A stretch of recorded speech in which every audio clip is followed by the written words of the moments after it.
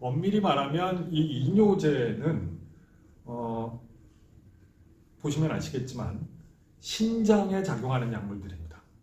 신장에 작용하는 약물들을 이어서 신장의 기능에 어떤 변화를 유발하고 그게 제일 중요한 게 이뇨작용인 건데, 근데 이게 앞에서도 우리가 언급했듯이 이 심장질환에서 이뇨제를 쓰는 경우가 굉장히 많아요. 컨제스티브 하트 페일리어 때 프리로드를 줄이기 위한 목적으로 이뇨제를 쓰기도 하고, 이제 나중에 얘기할 고혈압에서도 마찬가지로 혈압을 낮추기 위한 목적으로 이뇨제를 쓰기도 하고, 그래서 다양한 심장질환에서 이뇨제를 쓰기 때문에 이거를 여기 심장학에서 다루고 있는 건데,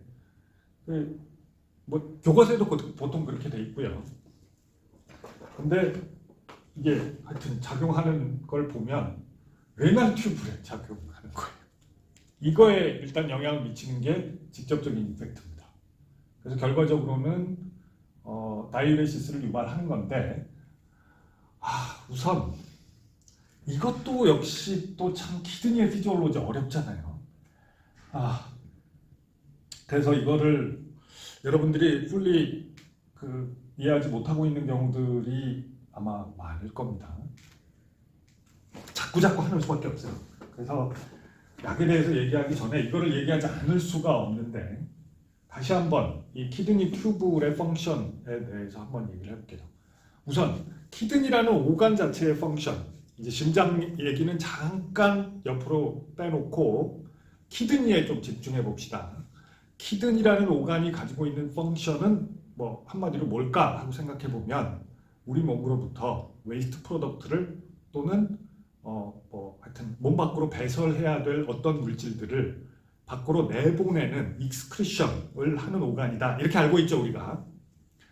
그런데 이 익스크리션을 하는 방식을 자세히 보면 실은 이 블러드에 뭔가가 있어. 근데 이거 몸 밖으로 내보내야 될 거야. 예를 들면 암모니아가 있어. 암모니아 이제 아미노산 메타볼리즘하고 나면 생기는 불가피한 웨이스트 프로덕트잖아요. 암모니아는 하여튼 계속 몸 안에서 생기는데 이거는 내보내야 된단 말이죠. 어떻게든.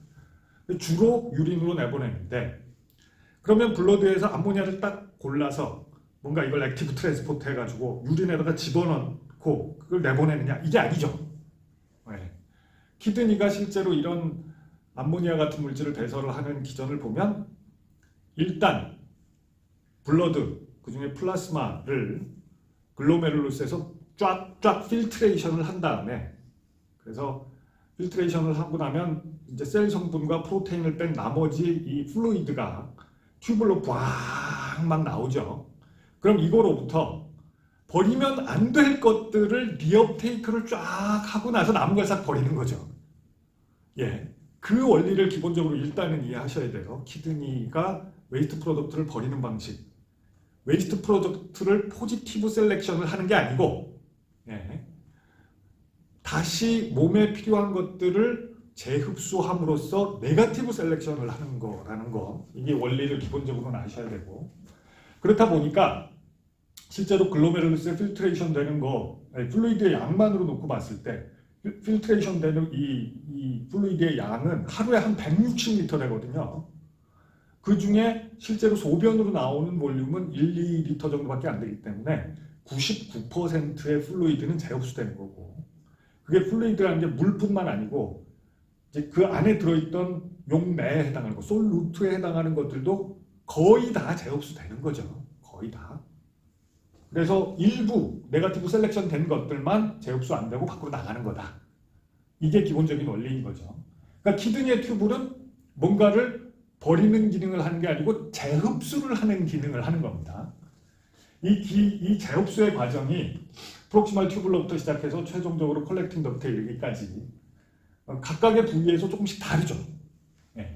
그래서 프록시말 튜블, 그중에서 프록시말 컨볼루티드 튜블에서 보면 이렇게 좀 꼬여 있잖아요. 컨볼루티드 튜블에서 보면 여기서는 양으로 봤을 때는 다른 부위에 비해서 훨씬 많은 양을 리업테이크합니다. 그러니까 물만 놓고 봤을 때는. 그래서 이게 우리 몸의 체액, 익스트라셀룰라 플루이드의 솔루트 중에서 압도적으로 제일 많은 거는 소듐 클로라이드잖아요. 그래서 그 중에서도 특히 캐타이언, 양이온으로 보면 거의 소듐이 거의 다이다시피 하잖아요. 네, 한 90% 이상 되죠. 그러니까 소듐으로 봤을 때 이 부위에서 65% 정도를 흡수합니다. 그러니까 물로 봤을 때도 거의 65%를 흡수한다고 보면 돼요. 필트레이션 된 것 중에. 근데 여기서는 소듐을 흡수하는 과정을 자세히 들여다보면 우선적으로 소듐 클로라이드도 재흡수하지만 소듐 바이카보네이트를 우선적으로 재흡수한다고 보면 돼요. 소듐 바이카보네이트. 우리 몸에 체액에 존재하는 물질들, 그 중에서 이제 오스몰라리티로 봤을 때 제일 많은 일렉트로라이트들 중에 뭐가 제일 많으냐? 일단 제일 많은 건 소듐 클로라이드, 그 다음에 소듐 바이카보네이트, 그리고 나머지는 되게 적죠. 나머지는 포타슘 클로라이드, 뭐 칼슘, 뭐 이런 것들인데 농도로 보면 훨씬 적죠.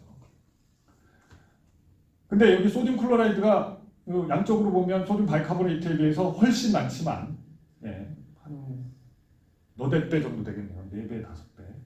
소듐 클로라이드가 100이 넘고 소듐 바이카보네이트는 한 24 정도밖에 안 되니까 밀리몰로 봤을 때.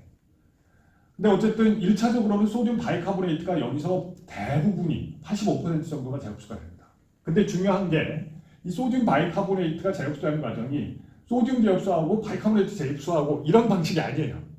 그게 아니고 소듐을 재흡수하면서 프로톤을 밖으로 냅니다. 이거는 사실은 나트륨 하이드로젠 익스체인지라고 하는 요 메커니즘은 어느 세포에나 있는 거죠. 예, 어느 세포에나 있고 어느 세포에서나 사실은 오퍼레이션 하는 거죠. 왜냐하면 모든 세포는 어떤 메타볼리즘을 하던 간에 세포 내에 프로톤이 계속 생겨나고 CO2가 생기든 CO2라는 것 자체가 물하고 결합하면 탄산이 되는 거니까 이게 산이죠. 애시드를 내는 물질이죠. 아니면 만약에 어네로빅 메타볼리즘을 한다면 락틱 애시드가 생길 거고.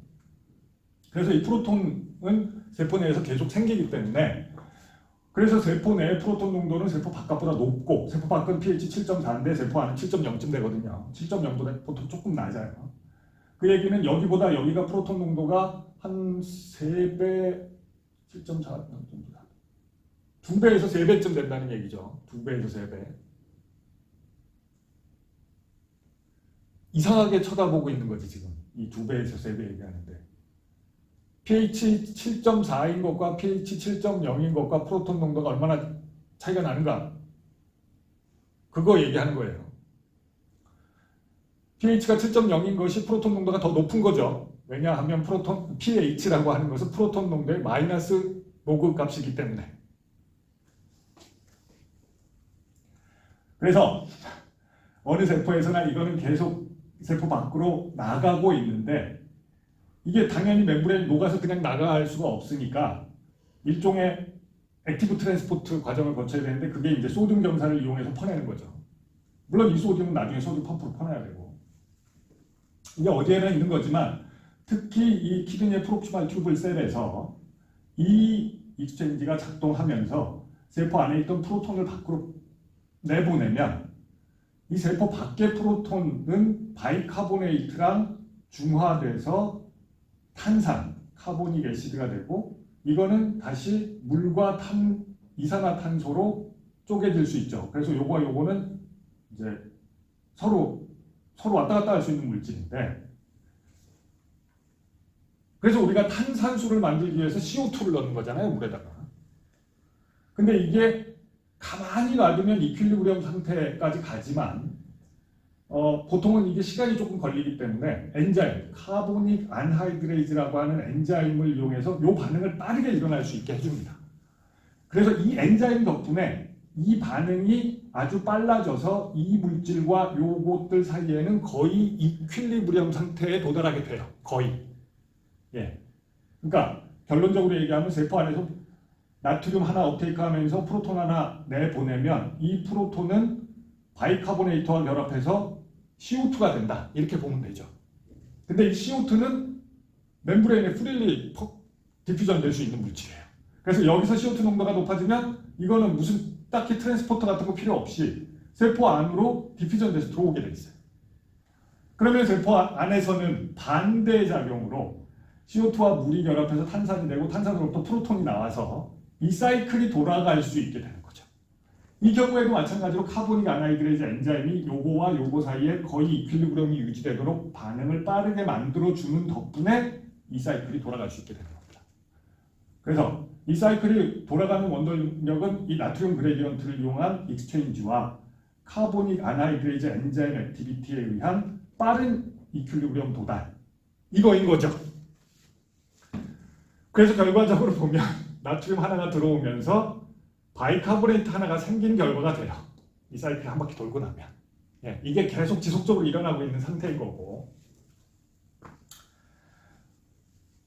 그리고 다른 한편에서는 이 소듐이 들어오는 거에 이제 카운터파트로 에나이온들의 움직임도 있어서 클로라이드, 여기 이제 소듐 농도가 떨어지면 클로라이드 농도는 상대적으로 높아지게 되잖아요. 클로라이드가 들어오면서 다른 오가닉 베이스 같은 것들이 흘러나갑니다.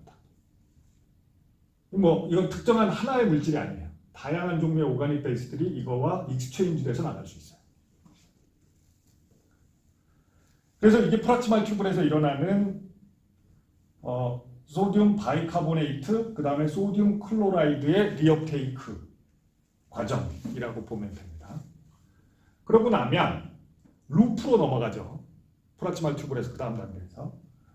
그러면 루프에서는 디센딩 림이 있고 어센딩 림이 있는데, 디센딩 림은 이런 소듐 클로라이드 또는 다른 어떤 솔루트의 액티브 리업테이크를 담당하는 부분이 아니고 물만 이동하는 부위죠. 그래서 이게 그 디센딩 림에서는 물의 이동만 일어나고 어센딩 림에서는 이런 솔루트들의 리업테이크가 일어남으로 인해서 생기는 결과는 카운터 커런트 이펙트죠. 그래서 키드니는 이 루프가 이렇게 길게 있으면 이 루프 아래쪽, 즉 그 키드니의 중심부 쪽에 비해서 루프의 위쪽, 저 페리페리에 가까운 쪽, 이쪽하고 서로 비교했을 때 카운터 커런트 이펙트 때문에 위에서부터 아래로 오스몰라리티가 몇 배 높아지죠. 그래서 이게 오스몰라리티가 높아진 게 최종적으로는 컬렉팅 튜브에서의 유린의 컨센트레이션을 일으킬 수 있기 때문에 물은 조금 버리면서 솔루트들을 많이 버릴 수 있는 효과를 나타내는 거잖아요. 그런가 하면 이 루프로 넘어오면 그런 카운터 커런트 이펙트가 보이면서 어센딩 빔에서 이런 솔루트들 NaCl이나 뭐 KCl이나 뭐 칼슘 마그네슘 이런 거에 재흡수가 일어나게 되는데, 이때 재흡수가 일어나는 메커니즘은 다릅니다. 또 이게 NKCC, 즉 나트륨 칼륨 클로라이드 코트랜스포트예요. 그래서 나트륨 칼륨 하나씩과 클로라이드 두 개씩, 그래서 전기적으로 중성이 되게 일렉트로 뉴트랄리 이것들이 이렇게 업테이크가 됩니다. 근데 나트륨 펌프가 돌아가면서 이 나트륨 업테이크의 원동력을 제공하고 있는데, 이쪽에서 보면 이게 나트륨 펌프는 나트륨이 나가면서 칼륨이 들어오죠. 여기서 또 칼륨이 또 밀려 들어오고 있다는 거죠. 그러면 이 세포 내의 칼륨 농도는 높아지게 됩니다. 그러면 이거는 농도 경사를 타고 밖으로 나가게 돼요. 네, 포타슘 채널은 어디에나 있는 거니까 이것들이 막 나가는 거예요. 그럼 어떤 결과가 벌어지느냐 하면, 이게 포타슘 채널을 통해서 포타슘이 나가는데 음이온이 따라오지 않는다고 가정하면, 이게 상대적으로 세포에 비해서 이쪽 루멘 쪽이 포지티브 포텐셜을 갖게 됩니다. 그렇게 될 수밖에 없죠, 이 구조가. 그죠? 그렇기 때문에 루멘 포지티브 포텐셜이 이거와 이거의 작용으로 인해서 포타슘 농도가 높아지고 농도 경사에 따라서 포타슘이 흘러나가면서 전기적으로는 여기가 플러스 포텐셜을 갖게 되니까 이 루멘 쪽에 있는 포지티브 차지를 갖고 있는 것들, 특히 마그네슘이나 칼슘처럼 다이발런트 케타이온 같은 것들은 이쪽 안으로 밀려 들어오려고 하는 전기적 힘이 생기게 되죠. 그래서 세포와 세포 사이에 이런 파라셀룰라 패스웨이로 이런 것들이 밀려 들어오게 돼요. 밀려서 재흡수가 일어나는 거예요. 요것들의 재흡수가 일어나는 건 그래서 주로 이 어센딩 빔에서 이런 메커니즘에 의해서 일어난다. 그런가 하면 디지털 튜블로 넘어가면 여기서는 NCC, 나트륨 클로라이드 코트랜스포트, 여기서는 포타슘의 작용은 별 상관이 없어요. 그리고 그런가 하면 한편으로는 칼슘 채널을 통해서 칼슘이 들어오게 되는데 이거는 이제 그냥 채널 열리면 들어오는 거죠.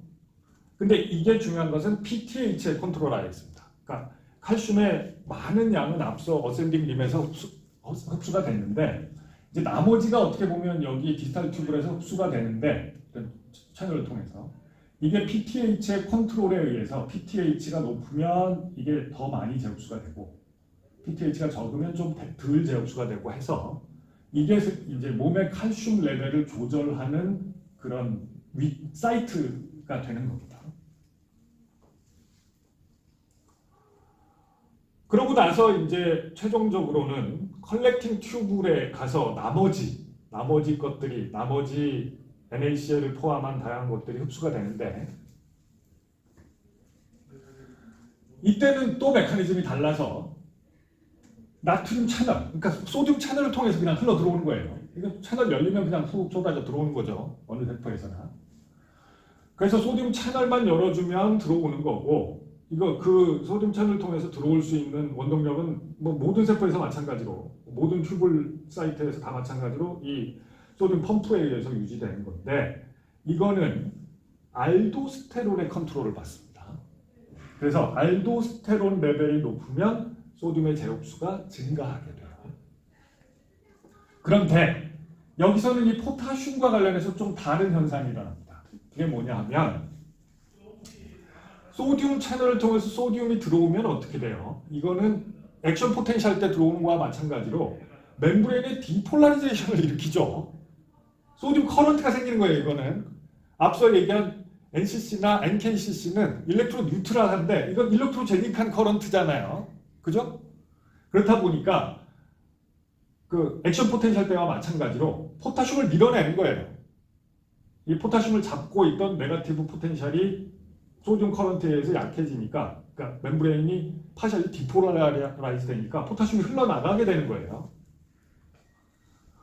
그런 방식으로 이 경우에는 소듐에 의한 일렉트로제닉한 이펙트 때문에 세포 안쪽에 있는 포타슘이나 이런 프로톤 같은 포지티브를 차지를 가진 것들이 밀려나가게 됩니다. 그러니까 이 경우에는 앞서 얘기한 경우와는 반대로 루멘 네거티브 포텐셜이 생기고 소듐이 들어오니까 이쪽이 상대적으로 네거티브가 된다고요. 아까 얘기한 루멘 포지티브 포텐셜하고는 메커니즘이 달라요. 아까 얘기한 루멘 포지티브 포텐셜은 포타슘이 높아서 포타슘 농도 경사에서 나가면서 포지티브 포텐셜이 생겨서 포지티브 차지를 가진 게 들어오는 거였고 헷갈리시면 안 됩니다. 이거는 포지티브 차지를 가진 소듐이 들어오면서 이쪽이 네거티브 포텐셜이 되니까 포지티브 차지를 가진 것들이 포텐셜을 따라서 나가는 거예요. 중요합니다, 이거. 그래서 이 컬렉팅 튜블에서는 소듐의 이 재흡수가 알도스테론이 많아지고 소듐의 재흡수가 많아지면 결과적으로 포타슘이나 프로톤은 더 많이 나가게 된다고요. 여기서는. 그런가 하면 또 한편으로는 이 컬렉팅 튜블에서는 앞서 얘기한 룸프의 어센딩 빔에서 카운터 커런트 이펙트 생긴 것 때문에 컬렉팅 덕트로 가는 과정에서 오스몰라리티가 점점 증가하게 되고 물이 이제 재흡수가 되겠죠. 그러니까 이 인터스티슘의 오스몰라리티가 높으니까 루멘으로부터 물이 이제 아쿠아포린을 통해서 막 재흡수가 일어나잖아요. 요 물의 재흡수에 대해서 얼마나 재흡수가 되는지를 ADH 호르몬이 레귤레이션을 하죠. 그래서 ADH가 많으면 이게 이제 물의 재흡수가 더 많아져서 그러니까 몸에서 물을 더 프리저브하는 거죠. 밖으로 안 내보내게. 몸에 상대적으로 물이 부족할 때. 그리고 몸에 상대적으로 물이 많을 때. 이게 상대적으로가 중요해요. 그러니까 뭐 예를 들면 맹물을 아주 많이 마셨어. 그래서 이제 몸에 체액이 묽어졌어. 볼륨은 많아지고 체액은 묽어졌어. 그러면 소듐 클로라이드를 내보내지 말고 물만 내보내야 되잖아요. 그럴 때는 이때 물의 재흡수를 줄여서 더 많이 나가게 하고 반대의 과정. 예를 들면 물만 빠져나갔어 몸에서. 소듐 클로라이드를 포함한 솔루트는 뭐 노멀한 정도가 유지되고 있는데 물만 무슨 이유에선가 빠져나갔어. 예, 만약에 그렇다 그러면 물만 제흡수를 촉진해야 되는 거죠. 그런 것들이 ADH에 의해서 ADH가 높을수록 물의 제흡수가 많아지는 걸 통해서 조절되고 있다. 이것도 우리가 알고 있는 내용이죠. 내가 알고 있는 내용을 너무 많이 얘기했나? 그런가 하면 이런 과정에서 아데노신이나 프로스타글란딘, 그 다음에 이거는 키드니에서 분비되는 건 아니고 이런 것들은 키드니에서 분비돼서 키드니에 작용하는 일종의 로컬 호르몬들인 거에 비하면 이건 여기서 나와 있다시피 에이트리움, 심장의 에이트리움에서 분비돼서 키드니에 작용하는 그런 일종의 호르몬입니다. 이런 것들이 다 키드니에서의 제흡수에 대해서 일종의 조절 물질로 작용하고 있다. 그런 거 알고 있죠. 그 키드니 에피지올로지를 너무 많이 했나? 내가 몇 분 했어. 그래서 정리하자면 글로메룰러스 필트레이션 되고 프락시말 튜블에서 이 얘기했듯이 소듐 바이카보네이트는 85%, 그 다음에 소듐으로 보면 65% 이런 것들이 흡수되고, 그 다음에 어센딩 림에서 NKCC에 의해서 소듐 클로라이드, 포타슘 클로라이드가 흡수되는 거죠. 근데 이 포타슘은 세포 내 농도가 높아지니까 백 디퓨전으로 루멘 쪽으로 나가게 되는데, 이렇게 백 디퓨전에 의해서 루멘 쪽으로 나간 포타슘이 루멘 포지티브 포텐셜을 야기함으로 인해서 루멘 쪽에 있던 칼슘과 마그네슘 같은 양이온들의 파라셀룰라 패스웨이를 통한 리업테이크를 촉진한다. 그리고 디스탈 튜블에서는 NCC, 나트륨과 클로라이드의 코트랜스포트를 통해서 NaCl이 제흡수가 일어나고 칼슘의 제흡수도 일부 일어나는데 이거는 PTH의 컨트롤이 있다. 컬렉팅 튜블에서는 소듐 채널을 통해서 소듐의 제흡수가 일어나고 알도스테론의 컨트롤을 받고, 이거는 소듐의 제흡수를 통해서 멤브레인의 디폴라리제이션이 일어남으로 인해 포타슘이 이플럭스가 일어나게 되고 프로톤 같은 것도 이플럭스가 일어나게 된다. 그래서 이런 부위에 따라서 다른 메커니즘으로 소듐 클로라이드를 포함한 여러 가지 물질들의 제흡수가 일어나는데, 그런 거에 작용하는 여러 약물들이 다 공통적으로 뭔가 제흡수를 저해함으로 인해서 유린의 양을 많게 만드는 그런 작용을 하게 됩니다. 그래서 이런 것들을 통칭해서 다이레틱스, 이뇨제라고 부르는 건데, 그 중에서 크게 네 가지 그룹을 얘기하자면 프락치말 튜블에 작용하는 카보닉 아나히드레이즈 이니비터, 아까 얘기했던 그 카보닉 아나히드레이즈예요. 그 다음에 루프의 어센딩 림에 작용하는 루프 다이레틱스, 그 다음에 주로 디스탈 튜블에 작용하는 사이아자이드 계열의 이뇨제, 그 다음에 컬렉팅 튜블에 작용하는 거는 포타슘 스페어링 다이레틱스라고 보통 부릅니다. 왜 그럴지 알겠죠? 여기서 소듐의 제흡수를 억제하면 포타슘이 나가는 것도 억제되잖아요. 그죠? 그러니까 포타슘 스페어링이라고 해요.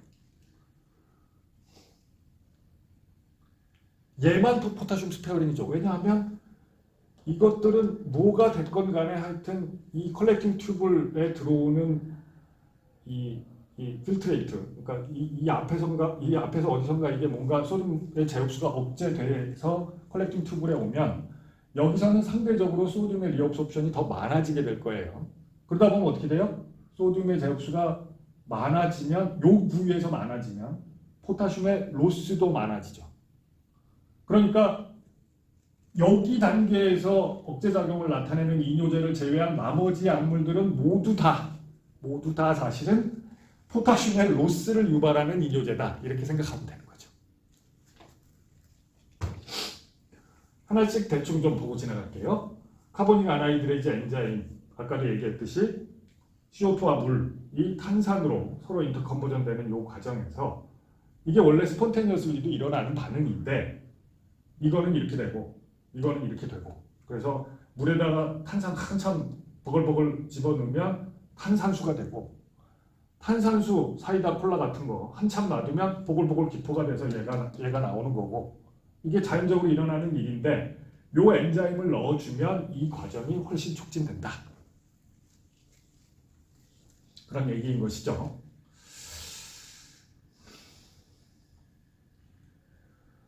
그런데 이거를 억제하는 아세타졸라마이드 같은 약물이 이 엔자임의 이니비터로 작용해서 키드니에 영향을 미치게 되는데 이거를 억제하면 당연히 소듐 바이카보네이트의 리업소프션이 억제되는 결과가 되겠죠.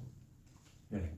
그러면 예측할 수 있는 결과는 두 가지죠. 첫째, 어쨌든 소듐의 양이 우리 몸의 익스트라셀룰라 플루이드에, 그러니까 익스트라셀룰라 플루이드에 있는 솔루트 중에 아까도 얘기했다시피 절대적인 양이 소듐에 디펜던트 하니까 90% 이상이 소듐의 제흡수가 억제됨으로 인해서 소변의 양은 많아지고 우리 몸의 체액의 양은 줄어들게 되겠죠.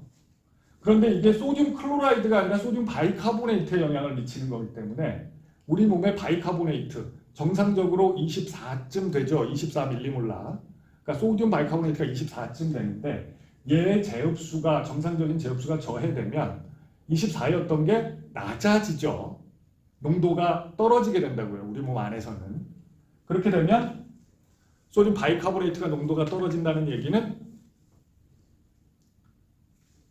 이 시스템에서 상대적으로 얘가 이제 프로톤과 바이카보네이트가 되는데 이 버퍼링 시스템에서 상대적으로 애시드에 비해서 베이스가 적어진다는 얘기니까 애시딕한 컨디션이 된다는 얘기죠.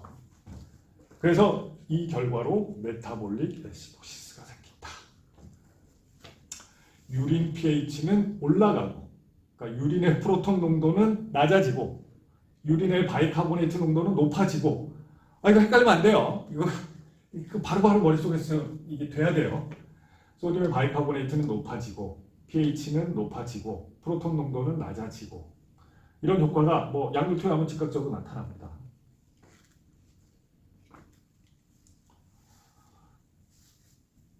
그래서 결과적으로 보면 이제 바이카보네이트 대신에 상대적으로 소듐 클로라이드가 상대적으로 많아지는 거예요. 그러니까 소듐 클로라이드가 많아진다 이렇게 표현하면 좀 이상하고 상대적으로 소듐 바이카보네이트의 익스크리션이 많아지고 소듐 클로라이드는 상대적으로 영향을 덜 받거나 오히려 조금 더 흡수가 되니까 재흡수가 하이퍼클로레믹 메타볼릭 애시도시스 상태가 됩니다. 그러니까 블러드에서 봤을 때 원래 소듐 클로라이드 한 110에서 110, 뭐 소듐 바이카보네이트 24 이 정도였다면 소듐 바이카보네이트는 뭐 한 20, 15 이렇게 떨어지고 소듐 클로라이드는 110에서 120 뭐 이런 식으로 올라간다 이런 뜻인 거예요. 클로라이드는 올라가고 바이카보네이트는 떨어지고 pH는 애시딕하게 되고. 근데 이게 사실은 다른 그러니까 아이나 브레인에서는 그 아이의 그 에코스 휴머 쪽으로 이 플루이드를 시크리션하는 메커니즘으로 작용하거나 키드니에서는 소듐 바이카보네이트를 재흡수하는 건데 여기 아이나 이 CSF의 경우에는 루멘 쪽으로 플루이드를 시크리션하는 쪽으로 이 엔자임이 작동을 하기 때문에 이거를 억제하면 이게 시크리션이 억제되는 그런 작용이 나타날 수 있습니다. 이건 다른 오간에서의 작용이죠. 다시 한번 말씀드리자면 소듐 클로라이드 같은 경우에는 뭐 하여튼 유린에 조금 더 많아지고 특히 소듐 바이카보네이트가 많아지는데 포타슘도 아까도 얘기했다시피 조금 더 많아지고 바디 pH는 떨어지고 이런 결과를 초래하게 됩니다. 그래서 클리니컬리는 사실은 지금은 이뇨제로서는 이거를 쓰는 일은 별로 없습니다. 얘기했듯이 이게 pH에도 영향을 미치기 때문에 만약에 이뇨제로 쓰려 그러면 소듐 바이카보네이트의 재흡수를 억제하기보다는 소듐 클로라이드의 재흡수를 어떤 식으로든 억제하는 게 부작용이 적기 때문에 이거는 이뇨제로는 별로 쓰이지 않는데 몇 가지 특별한 용도가 있어요. 예를 들면 글라우코마, 이거는 이제 키드니에 대한 작용이 아니고 아이에 대한 아이코스 휴머 시크리션을 억제함으로써 안압을 줄여서 글라우코마에 사용하는, 이거는 다른 오간에 사용하는 경우. 그 다음에 이런 특별한 경우가 있습니다. 아까도 얘기했다시피 이 애시드의 시크리션, 이것도 키드니에서 일어나는 일 중에 하나인데 이것도 아시죠? 이런 위크 애시드, 유릭 애시드 같은 것들은 위크 애시드라서 pH에 따라서 프로토네이션이 돼 있느냐 안 돼 있느냐의 레이셔가 달라집니다. 그럼 위크 애시드는 프로톤이 붙어 있을 때 재흡수가 잘 될까요? 해리된 상태에서 재흡수가 잘 될까요? 프로톤이 붙어 있으면 뉴트럴하죠. 그래서 멤브레인에 잘 녹아 들어오게 되죠. 그래서 프로톤이 붙어 있는 상태에서는 다시 재흡수될 찬스가 더 높아지게 되고요. 해리돼서 아이온, N아이온의 폼으로 있을 때, 즉 베이직한 컨디션에서는 더 많이 해리되잖아요. pH에 따라서. 더 많이 해리돼서 아이온의 폼으로 있으면 워터 솔루빌리티는 높고 멤브레인은 통과할 수 없으니까 유린으로 빠져나가 버리게 되잖아요. 그래서 알칼라인 유린, 그러니까 소듐 바이카보네이트의 재흡수를 촉진해서 유린의 알칼라인, 소듐 바이카보네이트의 유린 농도가 높아지고 유린이 알칼라인해지고 몸 안은 애시드해지는 대신에 유린에 있던 이런 위크 애시드들 같은 경우에는 알칼라인 pH에서 더 많이 해리된 폼으로 존재하니까 익스크레션이 더 많아집니다. 과정이 너무 긴가요? 잘 생각해보면 논리적으로 납득이 돼요. 아니, 여러분들은 똑똑한 사람들이잖아요. 여러분들은 이 지적인 능력이 뛰어난 사람들이거든요. 아직 뛰어나겠지? 아직 2년밖에 안 지났는데 뛰어났던 시절이. 아직은 뛰어나겠지? 그래서 조금만 생각해보면 논리적으로 충분히 설명이 되는 현상입니다. 그 다음에 요거는 나중에 여러분들이 또 배우게 될 내용이고 조금 복잡한 얘기기는 합니다만 어쨌든 메타볼릭 알칼로시스에 대한 치료 방법으로 이걸 쓸 수 있겠다 싶은 생각은 들죠. 이게 메타볼릭 하이퍼클로레믹 메타볼릭 아시도시스를 유도하는 거니까 메타볼릭 알칼로시스 상황에서 이걸 쓸 수도 있다는 겁니다. 근데 이제 메타볼릭 알칼로시스에 대해서 여러분들이 나중에 좀 더 깊이 공부해 보면 아마 신장학 할 때 할 것 같은데 이게 1차적인 치료의 방식은 아니에요. 나중에 복잡한 얘기니까 나중에 좀 더 정리를 하시고 어쨌든 그것만 기억합시다. 메타볼릭 알칼로시스에 이걸 쓸 수 있을 것이다. 이거 왜냐하면 메타볼릭 애시도시스를 유도하는 약물이니까. 그 다음에 이런 CSF 포메이션과 관련해서 마운틴 시크니스 같은 데도 쓸 수 있다고 알려져 있습니다. 톡시시티 중에 제일 중요한 건 역시 이런 pH에 대한 이펙트일 것이고요. 그 다음에 이게 레날스톤을 만드는 요인이 될 수가 있습니다. 이게 알칼라인 유린 상태에서는 특히 칼슘 솔트 같은 것들이 잘 생겨요.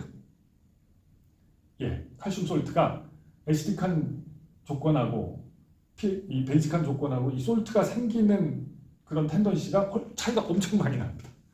그래서 이게 알칼라인 유린이 될수록 칼슘 솔트가 생길 찬스가 크고 레날스톤 중에 상당히 많은 퍼센티지가 이 칼슘 솔트라는 거기 때문에 이거의 리스크가 커지게 됩니다.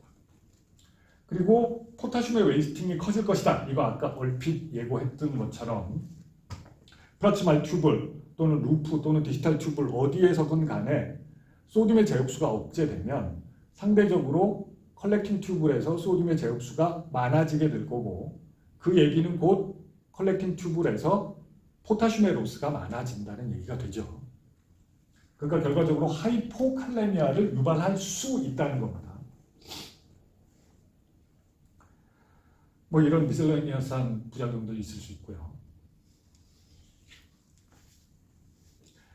이거 꼭 기억해 두셔야 됩니다. 근데 이게 하여튼 몸의 애시도시스를 유발할 수 있고 유린의 알칼리니제이션을 유발할 수 있어서 이걸 예를 들어서 메타볼릭 알칼로시스 같은 상황에서 의도적으로 쓸 수 있고 그 다음에 유린을 일부러 알칼라인하게 만들어서 위크 애시드 같은 것이 익스크리션이 더 잘 되게 만들 수도 있는데 정반대 효과도 있을 수 있죠. 예를 들면 암모니아 같은 물질, 이 암모니아 같은 물질은 애시딕한 조건에서는 아이오나이즈 되고 베이직한 조건에서는 프로톤이 떨어져 나가서 뉴트럴하게 되잖아요. 그럼 이건 알칼라인 해질수록 재흡수가 더 많이 되죠. 그죠? 이런 물질은 암모니아 같은 물질은 그러니까 알칼라인 유린이 돼버리면 원래 암모니아가 배출돼야 될 것이 덜 되게 되고 몸에 축적된다는 얘기가 됩니다. 이것 경우에 따라서 굉장히 위험하죠. 헤파틱 엔세팔로파티처럼 원래 이제 이 암모니아는 롱 스토리입니다만 어쨌든 암모니아는 우리 몸에서 생길 수밖에 없고 이게 이제 리버에서 유레아로 빨리빨리 컨버전이 돼서 암모니아가 너무 지나치게 높은 농도가 되지 않게 해야 되고 그 다음에 그 암모니아 일부는 키드니를 통해서 계속 배설되고 있고 유레아로 가거나 유린으로 나가거나 하면서 이 레벨이 너무 높지 않게 유지되고 있는데 이게 헤파틱 디스펑션이 있어서 유레아 프로덕션이 잘 안 되거나 키드니에 이런 문제가 있어서 암모니아의 스크리션이 잘 안 되거나 하면 암모니아의 농도는 높아질 거 아니에요. 근데 특히 헤파틱 디스펑션이 있는 상황에서 그게 심해지면 헤파틱 엔세팔로파티를 일으킬 수 있잖아요. 암모니아 높아지면. 근데 이런 조건에서 만약에 이 카보닉 아나이드레이즈 이니비터를 통해서 암모니아의 익스크리션이 감소한다. 그러면 이거를 더 악화시킬 수 있는 일이 되겠죠. 당연히 그렇게 되겠죠. 이제 루프 다이유레틱스, 루프에 작용하는 약물로 들어가 보겠습니다. 이 루프에 작용하는 약물은 아까 얘기했던 카운터 커런트 같은 거를 생각하면 쉽게 짐작할 수 있듯이 유린의 볼륨을 증가시키는 이펙트는 가장 큽니다. 네. 그래서 하여튼 몸에서 소듐 클로라이드와 물을 빼내는 그 에피커시로 봤을 때는 가장 강력해요. 소변량이 제일 많아질 거예요. 뭐 이런 크게 봤을 때 화학적으로 구별되는 피로세마이드, 에사크리믹 애시드 같은 설파이드릴 그룹 그런 이런 스트럭처를 가진 물질이 있는가 하면 설포나마이드 계열의 부메타나이드나 토르세마이드 같은 약물이 있습니다. 작용하는 양식은 거의 똑같고요.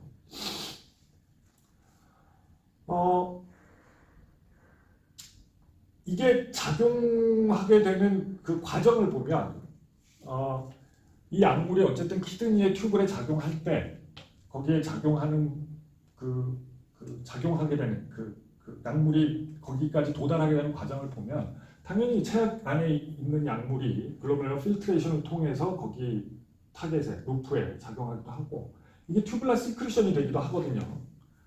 근데 이게 튜블라 시크리션이라는 게 이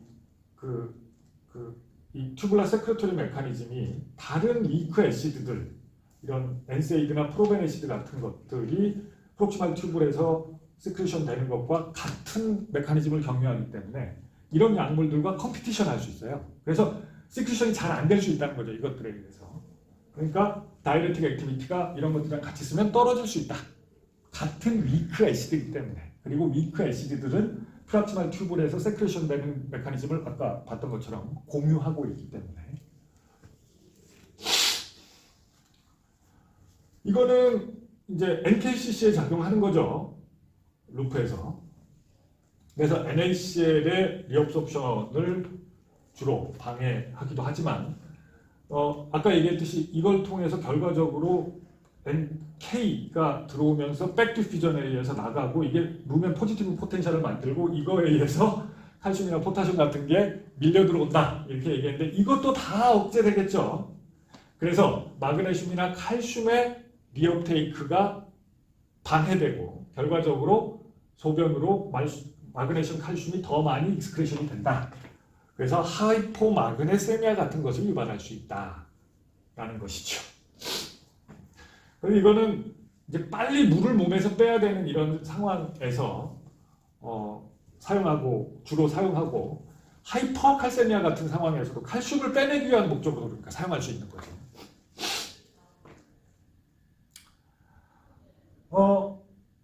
이거는 이게 앞서 얘기한 것들의 경우에는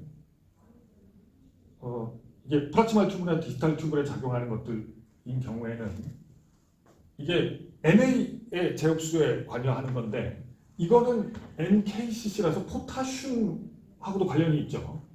그래서 포타슘의 재흡수도 같이 억제되는 셈인 거죠. 그래서 포타슘의 유리너리 익스크레션도 많아집니다. 그리고 이게 유리너리 플로우 자체를 그러니까 이게 플루이드를 빼내는 효과가 제일 크기 때문에 유린 플로우에 대해서 미치는 영향이 큽니다. 그래서 이런 용도로 쓸 수 있고, 그 다음에 이게 피그 어세팅립에서 앞서 설명하지는 않았지만 이런 브로마이드나 플로라이드, 아이오다이드 같은 이노게닉 애나이온들이 재흡수되는 사이트이기도 한데, 그래서 이런 재흡수 과정에도 영향을 미칠 수 있어서 이런 것들이 몸의 농도가 너무 높은 상황에서는 이거에 의해서 이런 것들이 익스프레션이 증가할 수 있습니다. 이 루프 다이어틱스에 의해서. 그래서 이것도 마찬가지로 하이퍼칼레미아를 유발할 수 있고 메타볼릭 알칼로시스를 유발할 수 있죠.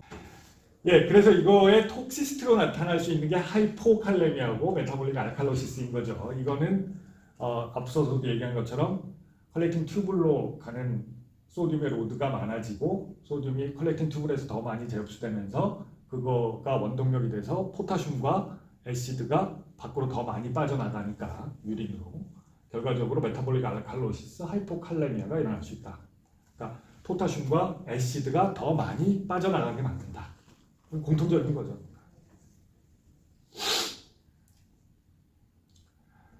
그 다음에 이게 오토톡시시티가 있어요. 그래서 특히 이런 아미노글라이코사이드 계열의 항생제가 오토톡시시티를 갖고 있는데 이런 것들이랑 같이 컴바인하면 더 큰 효과가 나타날 수 있습니다.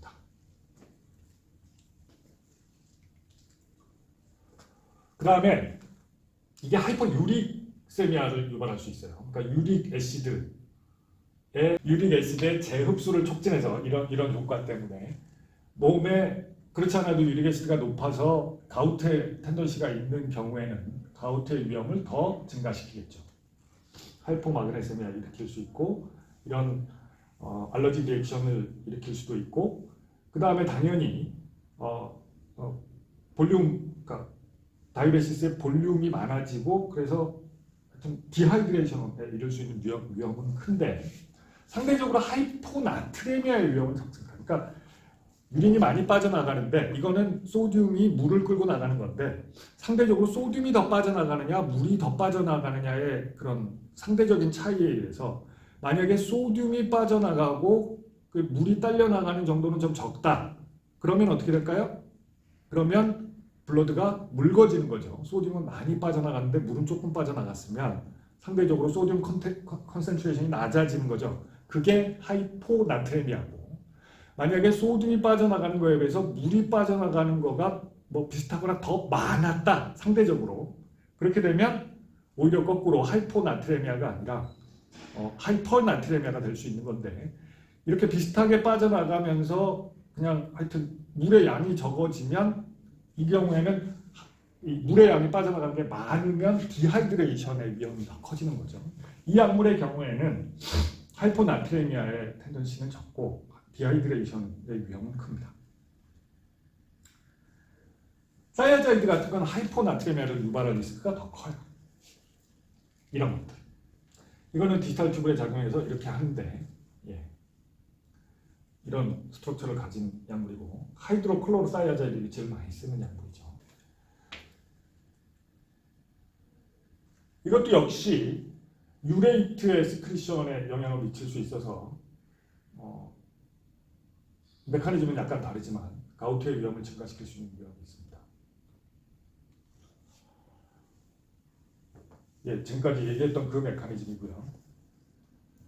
이게 그 디지털 튜브에서 칼슘의 리업소션, 그러니까 물론 이제 루프에서 루멘 포지티브 포텐셜에 의해서 칼슘 밀려 들어오는 게 이게 칼슘이 들어오는 이제 주된 메커니즘 중에 하나지만 디지털 튜브에서도 나머지 칼슘이 리업테이크가 되는데 이게 PTH의 컨트롤을 받고 그런 얘기 앞서 했었죠.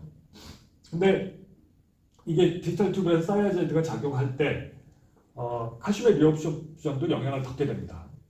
그래서 사이아자이드는 대개의 경우 칼슘의 리업소션을 인핸스해서 그러니까 NaCl의 리업소션이 억제되는 대신에 칼슘의 리업소션은 일반적으로 항진되기 때문에 오히려 하이퍼칼레미아를 유발할 수 있는 하이퍼칼세미아를 유발할 수 있는 리스크가 있다.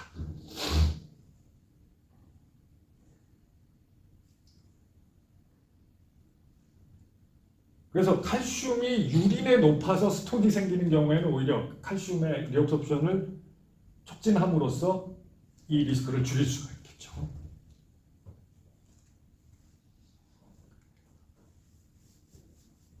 주로 하이퍼텐션에 사이아자이드를 이뇨제를 1차적으로 많이 씁니다. 나중에 또 다시 우리가 얘기하게 되겠지만 하트 페일리어 같은 상황에서도 사용할 수 있고요. 로드를 줄이기 위해서 하이퍼칼시유리아 같은 상황에서도 쓸 수 있고요. 하이퍼칼시유리아로 인한 네프롤리디아시스 얘기를 할까? 이거는 다른 질병인데 전혀 다른 질병인데 이것도 이제 유린 볼륨이 많아지는 질병인데 여기에 어떻게 보면 얼핏 보기에 파라독식하지만 플라스마 볼륨을 리덕션 시키는 효과로 인해서 이거는 오히려 이 증상이 개선될 수 있거든요. 이거는 아마 나중에 또 자세한 얘기가 다른 강의에서 나오게 될 겁니다. 역시 하이포칼레미아, 메타볼릭 알칼로시스 유발할 수 있고요.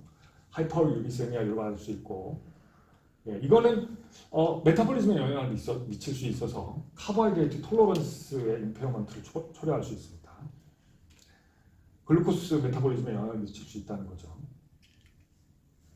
그리고 리피드 메타볼리즘에도 영향을 미칠 수 있어서 그런 메타볼릭 디지즈에는 바람직하지 않습니다. 그리고 아까 얘기했던 것처럼 하이포나트레미아를 유발할 수 있는 리스크가 다른 이뇨제에 비해서 높고요. 알러지 리액션을 유발할 수도 있습니다.